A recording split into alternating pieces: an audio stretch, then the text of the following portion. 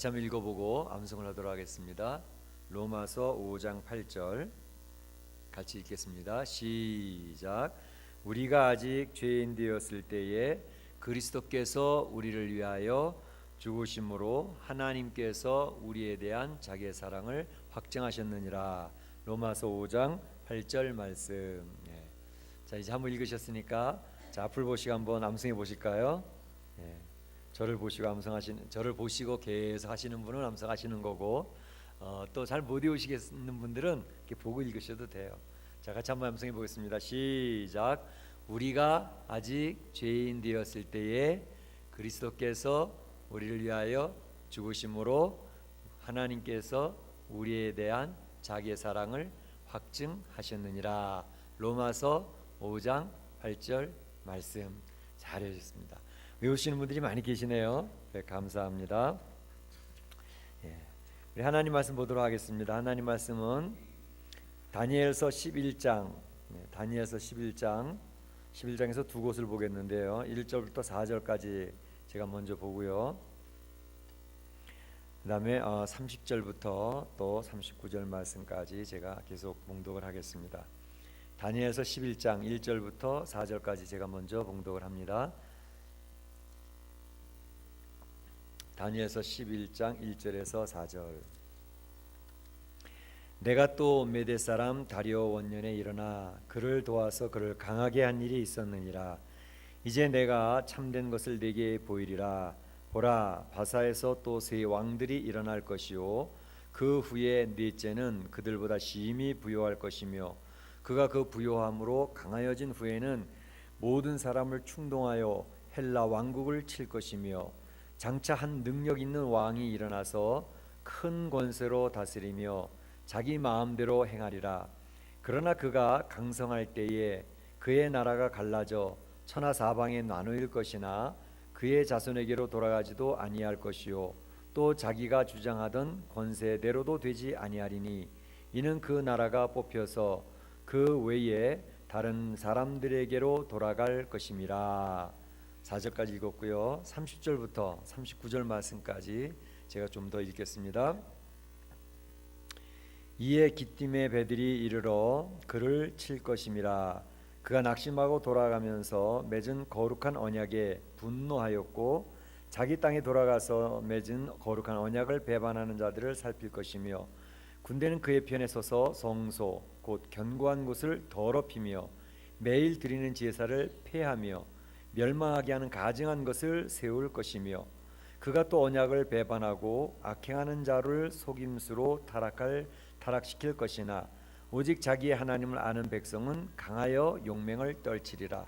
백성 중에 지혜로운 자들이 많은 사람을 가르칠 것이나 그들이 칼날과 불꽃과 사로잡힘과 약탈을 당하여 여러 날 동안 몰락하리라. 그들이 몰락할 때에 도움을 조금 얻을 것이나 많은 사람들이 속임수로 그들과 결합할 것이며 또 그들 중 지혜로운 자 몇 사람이 몰락하여 무리 중에서 연단을 받아 정결하게 되며 희게 되어 마지막 때까지 이르게 하리니 이는 아직 정한 기한이 남았음이라. 그 왕은 자기 마음대로 행하며 스스로 높여 모든 신보다 크다 하며 비상한 말로 신들의 신을 대적하며 형통하기를 분노하심이 그칠 때까지 하리니 이는 그 작정된 일을 반드시 이룰 것임이라. 그가 모든 것보다 스스로 크다 하고 그의 조상들의 신들과 여자들이 흠모하는 것을 돌아보지 아니하며 어떤 신도 돌아보지 아니하고 그 대신에 강한 신을 공경할 것이요 또 그의 조상들이 알지 못하던 신에게 금, 은, 보석과 보물을 들여 공경할 것이며 그는 이방신을 힘입어 크게 견고한 선성들을 점령할 것이요 무릇 그를 안다 하는 자에게는 영광을 더하여 여러 백성을 다스리게도 하며 그에게서 뇌물을 받고 땅을 나눠 주기도 하리라. 아멘. 우리 저희가 이제 다니엘서 마지막을 향하여 달려가고 있습니다. 11장과 12장을 보면 다니엘서가 이제 다 그칩니다. 그래서 이제 다니엘서가 이제 끝나면 제가 수요일 날에는 이제 내년에 또 우리 장로님도 피택해야 되고 또 안수 집사님들 권사님들도 세우고 그래야 되기 때문에 이제 임직자 선택을 위한 어떤 재직 세미나식으로 수요일 날 인도를 하려고 합니다. 그래서 교회의 재직들이, 그러니까 집사님, 권사님, 안수 집사, 장로님들, 교회 일꾼들이 어떻게 세워지는 것이며 교회에서 어떻게 또 잘 섬겨야 되는 것인지, 또 어떻게 훈련받고 어떻게 준비해야 되는지, 그런 내용들을 관계되는 모든 것들을 이제 이 11장 12장 끝나고 나면 계속해서 공부하는 스타일로 이렇게 쭉 살펴보려고 합니다. 그래서 우리 재직들이 모두 참여하셔서 참 우리 교회의 귀한 기둥들로 세워지는 그런 은혜가 있어지면 좋겠습니다. 이제 다니엘서 11장 12장은요 기도의 응답으로 이렇게 해서 주어진 내용들입니다. 이제까지 우리 다니엘서를 쭉 살펴보면서 여러분들이 느꼈던 어떤 그러한 느낌들은 어떤 것이었는지요.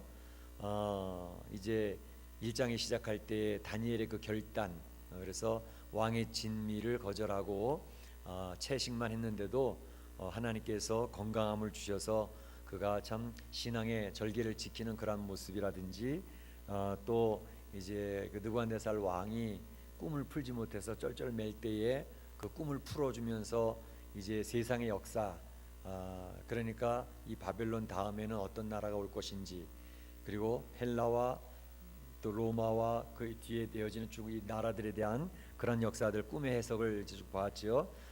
뿐만 아니라 이제 또 다니엘이 모함에 빠져가지고 사자굴에 던져졌을 때 하나님 앞에 기도하면서 벗어나는 그런 일들, 그런 일들을 비롯해서 다니엘서는 좀 인상적인 내용들이 많이 있습니다. 다니엘서의 총 주제는 지난번에도 말씀드렸던 것처럼 하나님은 이 세상 역사를 주관하시고 이끌어가시는 이 우주의 주인 되신 하나님이시다라는 것, 그것이 총 주제고요. 또 이 다니엘서에서 우리가 배울 수 있는 것은 참으로 신앙인의 절개, 다니엘처럼 하나님 앞에 기도하면서 이 세상을 이겨나가는 그러한 모습들, 이런 것들이 우리에게 주는 귀한 교훈이라고 정리해서 말씀을 드렸습니다. 이제 말씀드린 것처럼 11장과 12장은 다니엘이 하나님 앞에 기도하고 안타깝게 금식하며 참 그 80 넘은 노인네가 하나님 앞에 매달려 세 일해 동안, 그러니까 21일 동안 거의 곡기를 끊어가면서 기도하는 가운데에 하나님의 응답받았던 그런 내용들이 쭉 나오고 있는 것입니다. 이 기도를 하게 됐던 이유를 설명을 드렸죠. 왜 다니엘이 그렇게 곡기를 끊어가면서 21일 동안 전심전력하여 울며 불며 기도했었는가? 그것은 뭐냐 하면 이제 바벨론 고레스 왕 원년에 이스라엘 백성, 이 유다 백성이 바벨론 포로가 끝나서 고국으로 돌아갔어요. 돌아간 지 벌써 한 2, 3년이 됐어요. 지금 이 기도를 할 때에는 고레스 왕 3년이기 때문에 이제 다니엘은 벌써 80이 넘어갔고, 그런데 그 돌아간 고국에서 들려온 소식을 들어보니까 성전을 뭐 열심으로 짓다가 이제 중단이 되었다는 거죠. 그래서 한 1, 2년 열심히 지었는데 사마리아 사람들의 반대도 그렇고 여러 가지 반대를 하면서 성전을 짓던 사람들이 이제 낙심해 버려 가지고 이 성전 짓는 게 하나님 뜻이 아닌가 보다. 그럼 우리가 짓지 말고 우리 집이나 짓자.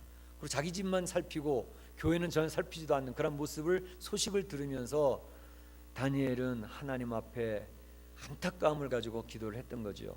그 기도했을 때 이제 가브리엘 천사가 와서 이야기하는 내용이 사실은 네가 기도 시작할 때에 응답을 가지고 출발했는데 오다가 보니까 바사국 군대를 만나 가지고 그들 때문에 지체됨으로 말미암아 21일이 더 걸렸다고 그리 이야기를 하면서 미가엘 군대 천사장이 와가지고 그 바사 군대를 물리치고 그 악한 영들을 물리쳤기 때문에 길이 터져서 내가 지금이야 이제 왔노라고 그리 이야기하는 내용이 지난번 10장에 나왔던 내용이죠. 그리고 이제 여기 11장 1절에도 이야기했던 것처럼 내가 또 메대 사람 다리오 원년에 일어나 그를 도와서 그를 강하게 한 일이 있었느니라 하면서 그 가브리엘 천사가 그 전에 이 다니엘에게 응답했던 그런 내용들을 이야기하면서 이제 다니엘이 그 놀라운 세상의 앞으로, 그럼 이 다니엘이 기대했던 내용이 그거거든요. 우리 조국 이제 바벨론 포로 끝나고 돌아가서 성전을 지으려고 하는 우리의 유다 나라 이스라엘의 회복은 어떻게 되는 것입니까? 그게 궁금했던 것이죠. 그리고 이 세상의 역사는 이제 앞으로 어떻게 전개가 될 것입니까? 하나님 제발 좀 알려주십시오. 그리고 하나님 앞에 기도했던 내용들이 이제 11장 12장에 결론적으로 나오고 있는 것입니다. 그래서 이 11장을 한번 쭉 읽어보시면 아시겠지만 도대체 무슨 말인지 모르실 거예요. 읽어보면 뭐 남방왕이 싸우고 뭐 북방왕이 싸우고 뭐 막 그렇게 얘기 나오는데 그 내용들이요. 이 다니엘은 그 앞으로 일어날 일들이 어떤 내용인지 몰라요. 다니엘은 이제 80이 넘어가지고 몇 년 있으면 죽어요. 그러니까 이 뒤에 바벨론 제국이 망하고 그 다음에 헬라 나라가 승하고 그 다음에 로마가 연결되어지고 이런 모든 내용들에 대한 내용을 사실은 헬라 이후에 헬라나 로마에 오는 그런 내용들을 모릅니다. 그런데 오늘 여기 본문에 보게 되면 그 다니엘이 모르고 있는 내용들을 지금 계속 다니엘은 하나님 앞에 받아서 기록해서 놓은 책이 바로 다니엘의 11장 12장의 내용입니다. 그래서 11장 내용을 쭉 그냥 읽어보시면 복잡하기만 하고요, 무슨 소리인지 하나도 몰라요. 사실은 세계사 역사책을 갖다 놓고 비교해 보면서 봐야 그 내용이 이게 그런 뜻인 모양이구나, 그런가 보다, 이렇게 대충 이해가 되어지는 내용들입니다.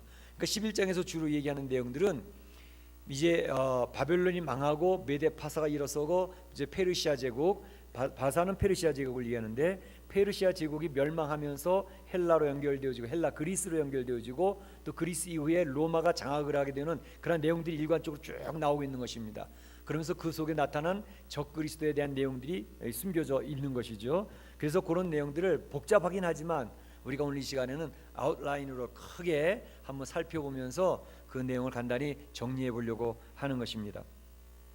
먼저 오늘 본문에 보게 되면 하나님께서 이 다니엘에게 보여줬던 그 기도의 응답의 첫 번째 내용이 뭐냐면, 네가 지금 메데 파사까지 지금 보았는데 이 페르시아 제국이 이제는 고레스 원년부터 시작해가지고 한 왕이 한 3명 정도 더 지나가게 될 것이다. 왕이 3명 정도 더 있게 될 것이라는 것이죠. 그런데 이제 네 번째 왕, 페르시아 네 번째 왕이 들어섰을 때 그 네 번째 왕은 굉장히 아주 강력한 왕이 되어져 가지고 그 왕이 이제 그 나라를 굉장히 왕성하게 할 것인데, 여기 2절에 나와 있는 것처럼 넷째는 그들보다 심히 부유하며 그가 부유함으로 강하여진 후에는 모든 사람을 충동하여 헬라 왕국을 칠 것이며, 이렇게 얘기를 하고 있습니다. 그 왕은 역사에 기록된 것으로는 아마도 크세르크세스 1세라고 하는 그 왕을 이야기할 것이다, 이렇게 보고 있습니다. 그 왕은 굉장히 나라에 부강한 그 힘을 이용해서 군대들을 많이 세웠습니다. 그래서 그 역사적 어떤 기록을 보게 되면 한 250만 대군, 250만 대군이면 얼마나 대단합니까? 우리 대한민국 대군이 몇 만이에요? 60만 대군이라고 보통 그러지 않습니까? 그러니까 한 4배 이상 되는 큰 군대를 강력하게 키웠죠. 그래서 그 군대를 가지고 주변에 있는 나라를 정복하려고 하는 그런 야심을 키우고 있었습니다. 그러던 가운데에 그 왕이 이제 헬라 제국을 치게 되는 거죠.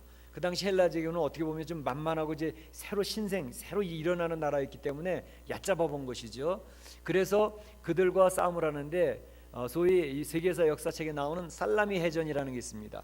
지중해 살라미 해전에서 싸우게 됐는데 거기서 이 페르시아 왕이 대패를 합니다. 그래서 완전히 망하면서 페르시아 제국이 거기서 기가 꺾이면서 망하게 되어져 버렸습니다. 그러면서 헬라 제국이 이제는 득세하고 전 세계를 지배하는 놀라운 나라로 세워져 가는 것이죠. 헬라 제국을 건설한 사람이 누굽니까? 바로 여러분 잘 아시는 알렉산더 대왕입니다. 알렉산더 대왕은 아주 굉장히 급하게 그 나라를 아주 강한 나라로 세웠습니다. 그래서 주변에 있는 나라들을 막 정복을 해나가는데 얼마나 강한지 주변의 소아시아를 비롯해서 수리아 지역을 비롯해서 남쪽에는 애굽까지 다 정복을 하는 그런 아주 정말로 굉장한 그런 대왕이었습니다. 알렉산더 대왕. 그런데 여러분 잘 아시는 것처럼 알렉산더 대왕은 파죽지세로 주변에 있는 나라들을 모두 정복을 했지만 오래 살지 못했어요. 그가 언제 죽었냐면 33살에 죽었습니다. 그러니까 급히 나라를 확장을 해놓고 급히 단명을 하게 되니까 그 밑에 있던 부하 4명이 그 나라를 넷으로 갈라가지고 이제 분리가 되는 것이죠. 그래서 애굽에는 프톨레미라고 하는 장군이 장악을 하게 됐고, 수리아, 지금의 시리아죠, 그쪽에는 이제 셀류쿠스라고 하는 그런 장군이 장악을 했고, 또 소아시아 지역에는 이제 안디오쿠스라고 하는 그리고 또 이제 그 남쪽에 있는 카산더, 마케도니아 지역은 카산더라고 하는 그런 장군이 네 왕이 딱 장악을 했습니다. 나중에 보시게 되면 이제 요한계시록이 나오지만 네 뿔이 나오고 작은 뿔이 나오고 그런 얘기들이 다 갈라진 그런 것들 다 이야기하는 것들입니다. 세상에 나타났던 왕들, 뿔이라고 하는 것은 권세와 힘을 얘기하는 거기 때문에 그 왕들이 전 세계를 장악해 나가는 그런 모습을 그렇게 요한계시록이나 다니엘서에서 그렇게 설명을 하고 있는 것들이죠. 그래서 헬라 제국이 네 왕으로 갈라지면서 이제 분할 통치가 됐습니다. 알렉산더 대제가 갑자기 죽어버리니까. 그래서 그 네 왕이 서로 친밀하게 지내는 것 같으면서 굉장히 경쟁 관계 되어져 가지고 서로 많이 싸우는 그런 내용들이 나오게 되는 것이죠. 그래서 이 11장에 보게 되면 남방왕 북방왕 싸움이 계속된다는 것을 이야기하고 있습니다. 그 남방왕은 주로 애굽의 왕 프톨레미를 이야기하는 것입니다. 그리고 북왕국은 바로 이제 안티오쿠스를 얘기하는 것인데 그 둘의 세력 싸움이 굉장히 치열했습니다. 그래서 그 세력 싸움에 대한 내용이 지금 이 11장에 쭉 나오고 있는 내용입니다.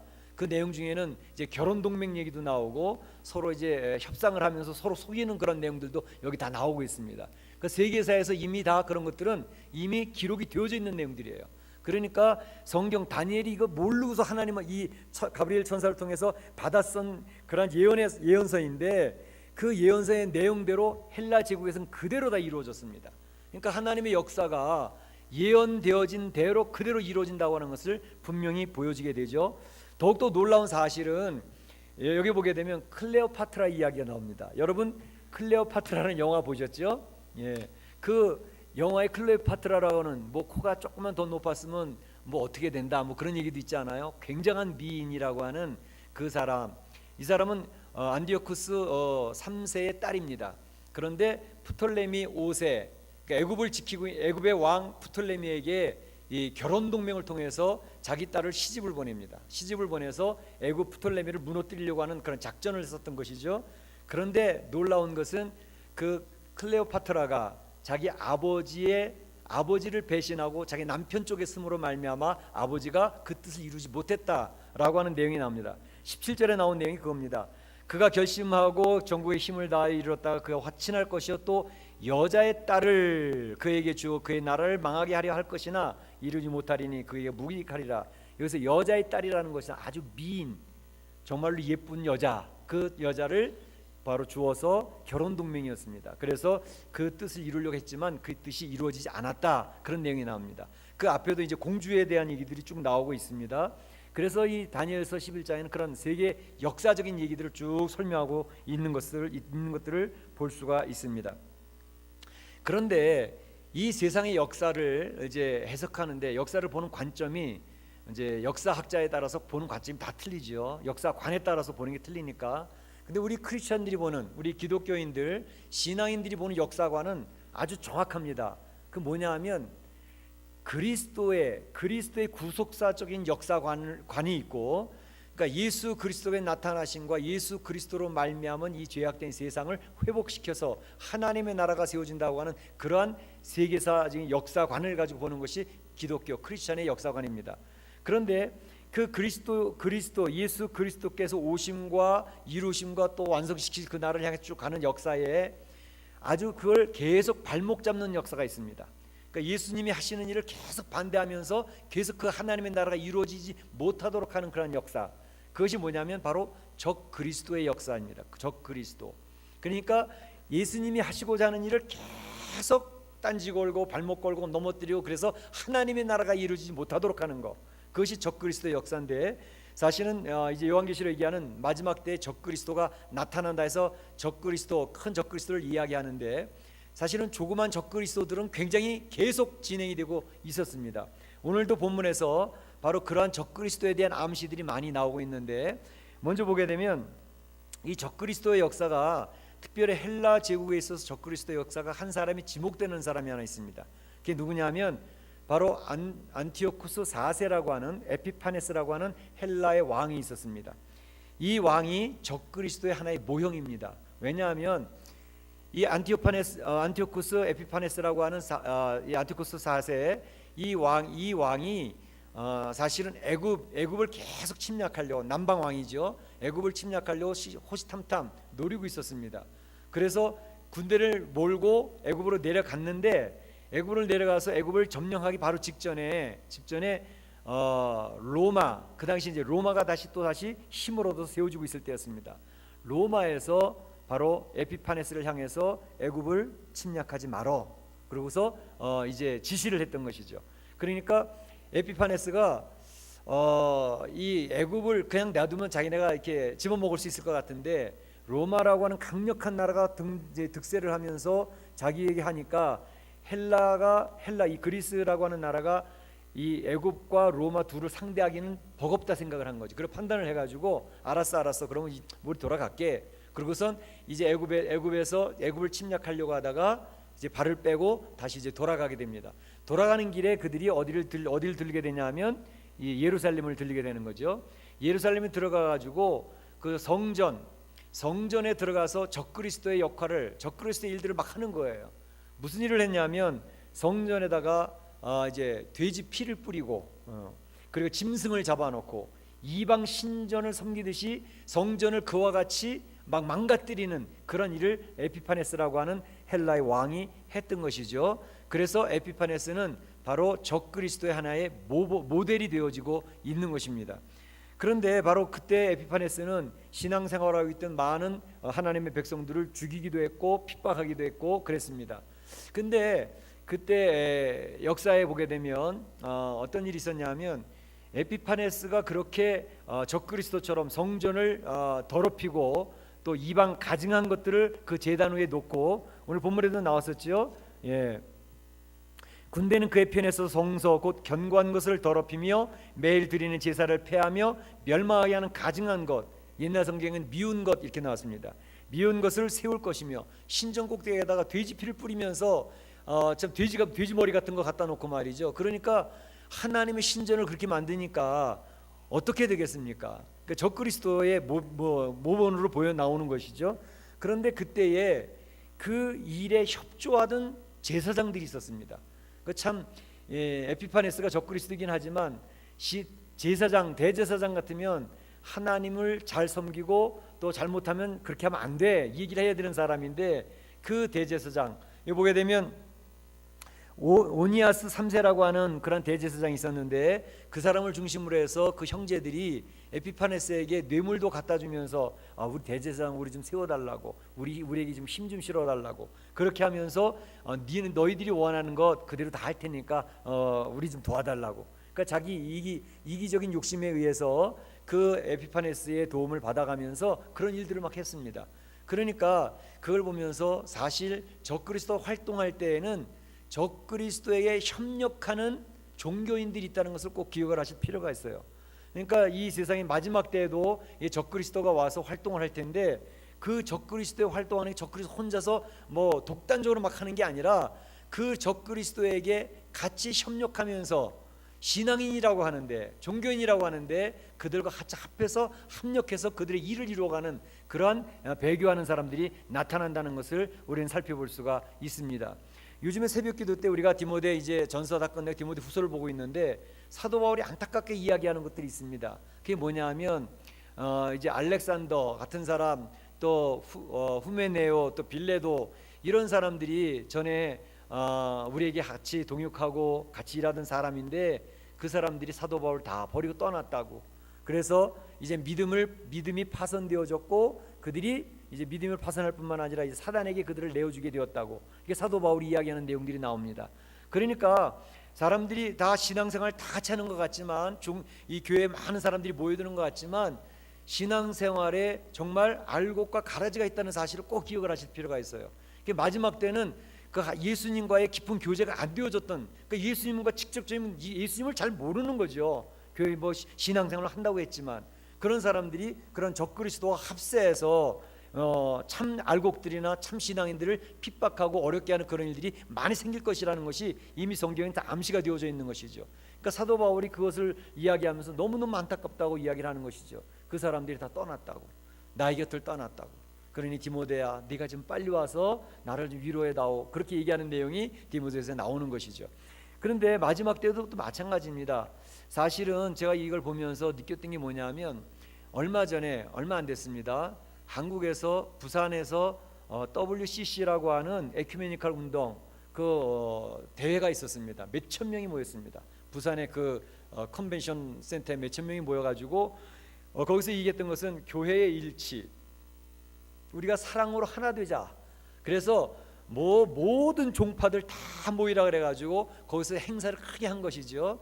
그 행사를 했는데 참으로 그 내용들을 잘 보시면 좀 기절초풍하실 분들도 많이 있었을 거예요. 왜냐하면 행사에 프레젠테이션을 하는데 거기서 초혼제를 해. 초혼제, 그러니까 영들, 귀신들을 불러내는 그런 일들도 하고 말이죠. 재 뿌리는 일들도 하고 말이죠. 별별 희한한 무속 신앙들이 다 이루어지고 말이죠. 그런 일들을, 그런 행사를 하면서 WCC의 교회 일치 운동을 한다고 그렇게 이야기를 하고 있습니다. 이런 것들은 얼마나 위험한 것들인지 몰라요. 바로 그런 것들을 통해서 신앙생활을 한다고 이야기하는데 그 신앙이 아니거든요. 말은 좋죠. 사랑으로 우리가 하나가 되자. 하나님은 사랑이시니까 다 품어내자. 그런데 하나님이 없는 모임이 되어지는, 하나님이 싫어하는 그런 예배를 드리는 그런 일들이 벌어지게 된다면 하나님이 혀를 차고 계시지 않을까, 그런 생각이 많이 드는 거죠. 물론 사랑으로 성도들을 배려하고 품어주고 이해하고 그렇게 하는 것이 굉장히 필요해요. 신앙의 덕목 중에 하나죠. 그러나 그것은 선이 분명히 있어요. 하나님이 원하지 않는 것은 하면 안 되는 것입니다. 근데 하나님이 원하지 않는 것도 우리 사람들이 생각할 때 그것은 좋을 것 같아. 신앙을 그렇게 하면 그게 인본주의 신앙입니다. 그러니까 신앙의 싸움은 나중에 인본주의 신앙과 신본주의 신앙의 싸움이 될 것입니다. 인본주의 신앙의 핵심은 뭐냐면 사람을 위해서라면 얼마나 좋아. 사람을 위해서 하나님이 계시는 건데 그렇게 외치는 것이 인본주의 신앙이에요. 그러니까 휴머니즘이 거기 포함되죠. 여러분, 휴머니즘이 좋은 것 같아요? 위험한 것 같아요? 휴머니즘은 굉장히 좋은 것 같이 느껴지지만 굉장히 위험한 것입니다. 사람이 최고라고 얘기하는 것이 휴머니즘이에요. 그렇기 때문에 휴머니즘 사상은 신앙 안에 사람을 사랑하고 사람을 아끼고 사람을 이해하는 것 성경에 있어요. 그러나 그것이 하나님을 제쳐놓고 사람을 사랑하면 그것은 바로 적그리스도가 가장 좋아하는 것이 되는 것입니다. 그래서 어떤 그런 분별력이 분명히 있어야 됩니다. 신앙생활할 때 사람을 위한 신앙이냐 아니면 하나님의 뜻에 따르는 하나님 중심의 신앙이냐, 이것이 굉장히 중요합니다. 그래서 저희 주보에도 항상 제가 세 가지 표를 하는 게 뭐냐면 하나님 중심, 말씀 중심, 교회 중심, 교회 표지입니다. 그렇기 때문에 신앙생활을 할 때 사람을 중심으로 해서는 안 되고 하나님을 중심으로 해야 됩니다. 또 사람의 경험이나 사람의 신비적인 것을 중심으로, 그런 거 있지만 그걸 중심으로 하는 게 아니라 말씀을 중심으로 해야 신앙이 바로 서게 되는 거죠. 여기서 말씀이라는 것은 성경을 이야기합니다. 그 다음에 교회 중심, 신앙생활을 하는데 교회를 제쳐놓고 신앙생활하는 것은 굉장히 위험합니다. 파라처치라는 게 있습니다. 그런 사람들은 주로 신앙 얘기할 때 교회를 비판하고 기성교회는 다 썩었기 때문에 세속화됐기 때문에 기성교회 나가면 안 된다, 그렇게 하는 이단들이 많습니다. 그게 파라처치 운동을 하는 사람인데 그 사람들은 굉장히 열심히 있습니다. 그 전도도 열심히 합니다. 선교도 열심히 합니다. 근데 교회를 비판해요. 교회는 죽었다 이렇게 얘기합니다. 그러나 교회 안에 부패함이 있어요. 그리고 지금 우리가 아는 것처럼 교회 안에 세속화되는 것이 있어요. 그러나 그 부패함과 세속화를 교회 안에서 하나님의 말씀으로 정화시켜 나가야 되지, 교회는 그리스도의 몸이기 때문에 그리스도의 몸을 부인하는 신앙은 잘못된 신앙이 되는 것입니다. 그래서 항상 하나님 중심, 성경 말씀 중심, 그리고 교회 중심. 그러니까 교회를 무너뜨리는 사람은 하나님 앞에 축복 받을 수가 없어요. 그렇기 때문에 그게 굉장히 중요한데 바로 이러한 부분들입니다. 적그리스도에 대한 내용들을 이야기하고 있는 것이고, 그 다음에 이제 적그리스도의 그 특성이 나오고 있습니다. 36절에 보게 되면 이 적그리스도의 특성이 여기서 세 가지를 제시하고 있는데, 적그리스도의 특성은 뭐냐 하면 철저히 자기 뜻대로 행한다는 것입니다. 자기 뜻대로 행하는 것, 그게 첫 번째고, 두 번째는 철저히 자기를 신격화한다는 거예요. 자기를 높인다는 거예요. 그 다음에 세 번째로는 적그리스도는 힘을 숭상합니다. 힘, 권세를 숭상해요. 그 세 가지 적그리스도의 특징으로 오늘 본문에서 나오고 있는데, 첫째는 철저히 자기 뜻대로 한다는 것은 뭐냐 하면 36절에 있는 것처럼 이 왕이 자기 뜻대로 행하며, 그 왕은 자기 마음대로 행하며 스스로 높여, 그렇죠? 자기 마음대로 행하는 것. 적그리스도는 나중에 이제 보시면 알겠지만 이 적그리스도는 어떤 세력이나 어떤 힘이 아닙니다. 그것은 종교 생활을 하고 있는 인격체예요. 마지막 때에 예수님이 재림 직전에 이런 적그리스도가 나타나서 이제 교회를 핍박하고 성도들을 핍박하고 굉장히 혼란스러운 그러한 어려운 그러한 과정들이 있을 것인데, 그때 나타나는 적그리스도는 바로 인격체입니다. 종교 생활을, 그러니까 불신자 중에서 나타나는 게 아니라 신앙생활을 한다고 하는 종교인 가운데서 적그리스도가 나타납니다. 그런데 그 적그리스도는 철저하게 자기 생각대로만 합니다. 자기 생각이 가장 중요해요. 그래서 자기 생각을 밀어붙이는 거죠. 그런 모습이 나오고 있습니다. 그런데 진짜 그리스도 예수님은 어떠셨습니까? 진짜 예수님은 철저하게 자기 뜻대로 하시지 않으신 분입니다. 그렇죠? 무슨 일이 있을 때마다 주님 앞에 와서 이렇게 엎드려 기도하고 아버지의 뜻이 무엇인가요? 아버지의 뜻을 알려주십시오. 아버지 뜻대로 하기를 원합니다. 그러고 기도하셨던 분이 그리스도거든요. 근데 저 그리스도는 철저하게 자기 생각대로만 하는 것이죠. 그래서 우리가 신앙생활 할 때 우리 안의 싸움이 그것입니다. 하나님, 제 뜻대로 할까요? 아니면 하나님의 뜻대로 할까요? 제가 원하는 대로 할까요? 아니면 하나님이 원하신 대로 할까요? 그 싸움을 계속하는 게 우리 신앙생활의 한 부분이에요. 그러니까 하나님 앞에 나가려고 하는 사람들은 계속 자기와의 싸움이 있게 되니까, 하나님, 저는 이게 하고 싶은데요. 하나님, 하지 말라면 하지 말아야죠. 그리고 자기를 죽이는 거죠. 하나님, 저는 이거 하기 싫은데요. 근데 하나님이 하라 그러면, 제가 하기 싫지만 하나님 하라 그러면 하겠습니다. 뭐 자기를 복종시키는 거죠. 예수님이 그렇게 사셨으니까. 그러니까 신앙의 모습이 바로 그런 모습입니다. 그래서 어떻게 하면 자기의 뜻을 접고 하나님의 뜻을 따라갈 것인가, 그 싸움을 계속하는 것이 신앙생활입니다. 그 다음에 두 번째 특징은 철저히 자기를 신격화한다 그랬죠. 스스로 높여 자기 신보다 크다 하며, 36절에 보게 되면 스스로 높여 모든 신보다 크다, 자기가 크다는 거예요. 에피파네스가 그랬거든요. 야, 그러지 말고 나를 섬겨, 나를 섬겨. 너희 하나님이 어디 있냐? 너희 하나님이 있는데 이렇게 성전이 망가지게 내버려 두냐? 그러면서 조롱하고 비난하면서 나를 섬겨, 나에게 힘이 있어, 그렇게 얘기를 하는 것이죠. 그래서 자기를 계속 높이는 거죠. 마지막 때 보시게 되면 적그리스도의 모습을 어떻게 알 수 있느냐? 교만이 하늘을 찌르는 것을 보시면 알 수 있어요. 만약에 의심해서 저 사람이 겸손한 사람인지 교만한 사람인지, 이제 이 세상의 힘을 장악하고 그 힘을 가지고 이제 이 세상을 막 우주자자하는 그런 세력이 나타날 것인데, 그 사람이 만약에 자기를 계속 높이고 그리고 그 교만이 하늘을 찌른다면 적그리스도일 가능성이 굉장히 많습니다. 그래서 그 전에도 한번 얘기했지만, 이런 내용은 함부로 이야기하기 쉽지 않은 내용이지만 여러분이 그냥 참고로 알아두세요. 많은 성경학자들이 그냥 추측을 해보는 거예요. 그렇다는 게 아니고 뭐냐면, 이제 마지막 때에 큰 힘을 가질 수 있는 사람들이 누구겠어요? 뭐 유로의 대표? 뭐 그런 사람도 힘을 가질 수 있는 사람이니까. 또 아니면 미국의 대통령, 요즘에 이 미국의 힘이 빠지고 있지만 미국의 대통령 정도는 전 세계를 막 우주자자하는 그런 힘이 있었잖아요. 그런 사람이 될 수도 있고, 또 어떻게 보면 심지어 종교인 중에서 바로 천주교의 제일 높으신 분, 뭐 이렇게 얘기하는 분들도 계셔요. 그건 그냥 추측이니까 그런 생각도 하는구나, 그냥 알고만 계시면 되겠습니다. 그렇다는 게 아니고요. 그러니까 거기서 이게 뭐냐면, 자기를 계속 높이는 게, 저 사람이 도대체 사람인지 하나님인지 알 수 없을 정도야. 그 사람이 하나님처럼 되는 거, 하나님처럼. 그러면 적그리스도일 가능성이 굉장히 커집니다. 그러니까 왜 그러냐면, 적그리스도는 평생의 소원이 뭐냐면 자기가 예수님처럼 되고 싶은 거예요. 그래서 적그리스도라고 하는 그러한 이름을 가진 그러한 행태를 보이는 것이죠. 그래서 우리가 신앙 안에서도 삼위일체가 있지 않습니까? 성부 하나님, 성자 예수님, 성령 하나님, 그 있는 것처럼 이 사단 마귀들도 삼위일체로 역사를 한다니까요. 적그리스도는 바로 제2위 예수 그리스도를 본따서 활동하는 존재예요. 그러니까 인격체로 나타나서 교회를 핍박하고 전 세계를 우주자자하는 그런 힘을 가지고 역사를 한단 말이죠. 그러니까 그것을 꼭 기억하실 필요가 있습니다. 그렇기 때문에 자기를 높이는 것, 이 사실은 이게 죄성의 본질이기 때문에 우리는 이 사단이 천국의 하나님 천상에서 쫓겨날 때도 뭐 때문에 쫓겨났다 그랬죠? 하나님과 비교해 보려고. 나도 하나님처럼 될 수 있을 것 같은데 그러다 쫓겨난 거 아닙니까?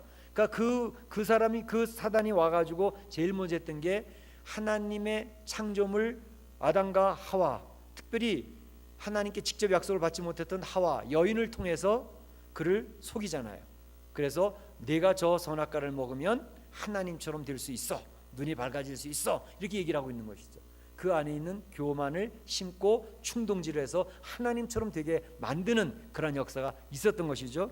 그러니까 하와와 아담 후손으로 태어난 우리에게는요, 그 교만의 씨가 모든 사람이 심겨져 있어요. 나는 겸손한 겸손하려고 애를 쓰는 거 좋지만, 우리도 모르는 사이, 나도 모르는 사이에 그 교만의 씨가 불뚝불뚝 튀어나올 때가 있는 것이죠. 왜냐하면 그것이 바로 우리의 죄성 때문에 그렇습니다. 이것은 예수 그리스도에 의해서 우리들이 제압을 하고 있고 성령님에 의해서 이 제압이 되어지고 있지만, 그렇지만 그 죄로 인해서 우리는 살면서 계속 죄의 열매를 맺고 살잖아요. 그런데 예수님의 은혜로 말미암아 우리의 죄에 대한 모든 책임을 지고 돌아가셨기 때문에, 죄는 내가 계속 짓고 있는데 죄에 대한 책임을 내가 지지 않아도 되는 성도라고 하는 직분을 획득했단 말이죠. 하나님의 은혜로. 그러니까 얼마나 감사한 건지 몰라요. 네. 우리는 지금 성도가 되었음에도 불구하고 여전히 죄를 짓습니다. 또 여전히 교만이 불뚝불뚝 튀어나와요. 그것이 죄의 열매들이죠. 그런데 그렇다고 해서 우리는 천국 못 가는 사람이 아니라, 예수님이 우리에 대한 죄에 대한 것을 다 면책, 우리 죄에 대한 값을 치러 주셨기 때문에 그 죄에 대한 책임 우리가 안 져도 되기 때문에 하나님 나라에 가게 된 것이죠. 오늘 성경 외우신 그 말씀이 그거지 않습니까? 그렇죠? 하나님께서 우리 위해서 죽으심으로 말미암아 어떻게 됐어요? 하나님의 사랑을 확증하셨다. 그러니까 바로 그 성경의 교리를, 그 내용을, 구원의 교리를 정확하게 깨달으셔야 돼요. 내가 죄를, 예수님 믿어서 성도가 되었다고 죄 안 짓는 거 아닙니다.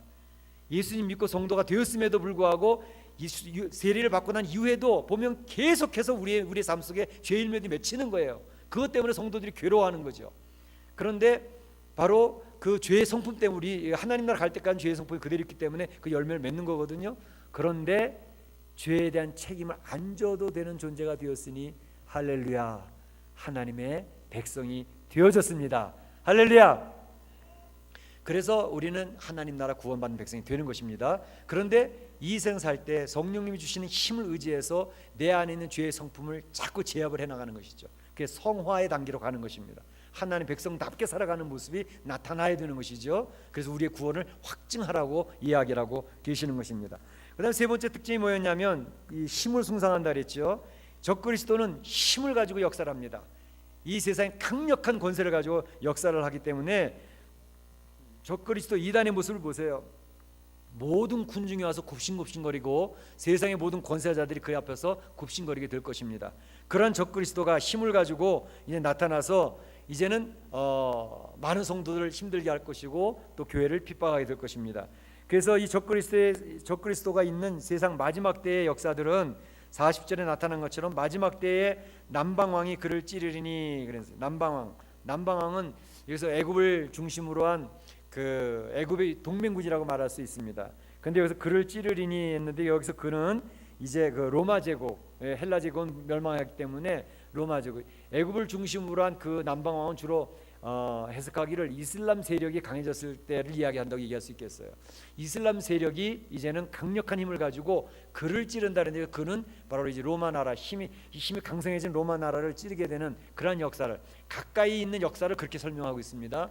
근데 놀라운 사실은 세계 역사학자들, 또 미국의 역사학자들, 저도 이제 직접 들었는데, 그 역사학자가 하는 얘기가 뭐냐면, 미국의 모든 제도가 로마 제도를 그대로 본따서 행하고 있는 것이라 그럽니다. 로마 제도. 그러니까 그 당시에는 세계의 모든 길이 로마를 통한다 그랬잖아요. 지금은 세상의 모든 것이 미국을 통하잖아요. 그리고 미국의 모든 시스템이 로마 시스템 그대로 와서 카피해 놓은 거라 그래요. 그러니까 지금도 이제 여기서 로마를 얘기하는데, 전 그런 생각을 그냥 해봤어요. 그냥 이거는 뭐 성경적인 해석이라보다는 그럴 수 있겠다 생각하시면 그냥 들으시면 되겠습니다. 앞으로 이슬람 세력이 미국과의 관계 속에서 어떤 문제가 일어나지 않을까, 그런 생각이 들고요.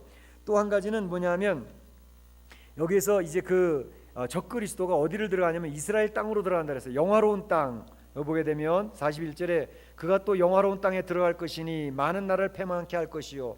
그러니까 적그리스도가 이제 이 이스라엘 땅으로 들어간다는데, 여기서 이스라엘 땅이라는 것은 교회를 이야기합니다. 하나님 나라 이 교회를 이야기하는데, 교회를 향해서 적그리스도 들어가서 그 이제 교회를 핍박하고 힘들게 하는 그런 역사가 마지막 때 나타날 현상들인데, 그러한 것들을 보면서 이제 실제적으로 이스라엘 땅을 중심으로 해가지고 전 세계 모든 전쟁이 터질 가능성도 많고, 그러면 이제 많은 성경학자들은 그래요. 그것이 아마겟돈 전쟁일 것이다. 요한계시록이 얘기하는 아마겟돈 전쟁, 곡과 마곡의 전쟁, 뭐 이런 것들을 이야기하는데, 아직 이 세상의 마지막 전쟁, 그 마지막 전쟁이 일어남으로 말미암아 세상의 종말이 오고 예수 그리스도의 재림이 임하게 될 것이다. 이게 역사학자들은, 또 성경학자들은 그렇게 추측을 하고 있습니다. 그래서 적그리스도는 그런 세상의 모든 시기와 질투와 분노와 욕심을 가지고 짬뽕으로, 그래서 종교와 종교의 전쟁이 붙게 만들어서 이 세상이 완전히 지구가 초토화되는 그런 상황을 만들게 될 것이다. 이렇게 이야기를 하고 있습니다. 그런데 적그리스도의 핍박이 얼마나 강력하고 힘든지 성도들이 감당하기 힘들 것이다, 이렇게 얘기를 하는데, 이 적그리스도 이야기 나올 때, 또 마지막 때의 이야기 나올 때마다 항상 강조되는 게 있는데, 그건 뭐냐면 정한 기간 동안만.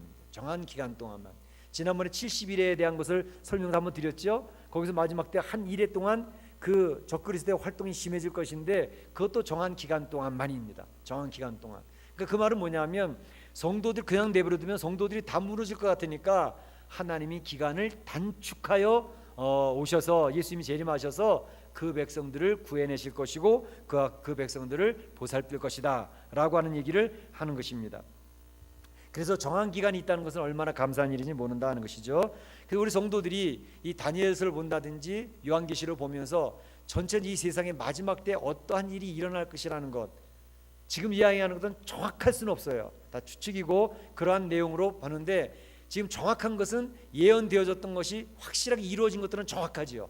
그러나 앞으로 이루어질 것들은 대충 그러한 식으로 이루어져 가겠구나 라고 하는 그 플랜, 그 설계도를 그 머릿속에 가지고 계시고, 그 블루프린트를 가지고 계시면서 마음에 준비를 하시고 대비하시면 되겠다는 것입니다. 분명한 것은 우리 성도들이 많이 힘든 그런 때가 올 터인데, 우리 요한복음 33절에서 예수님은 그런 말씀을 이야기하고 계십니다.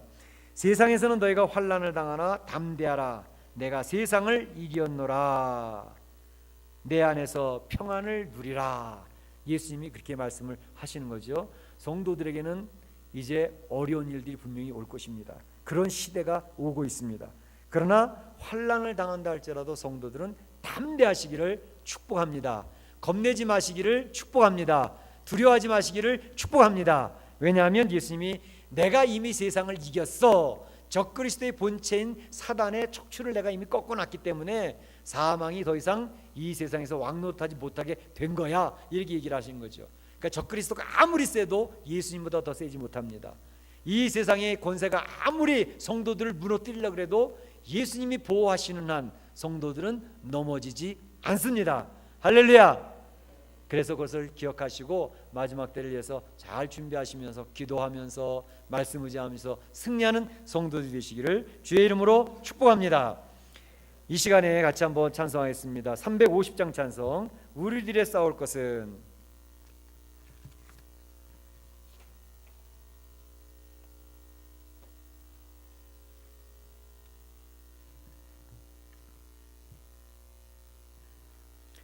(350장입니다) 우리들의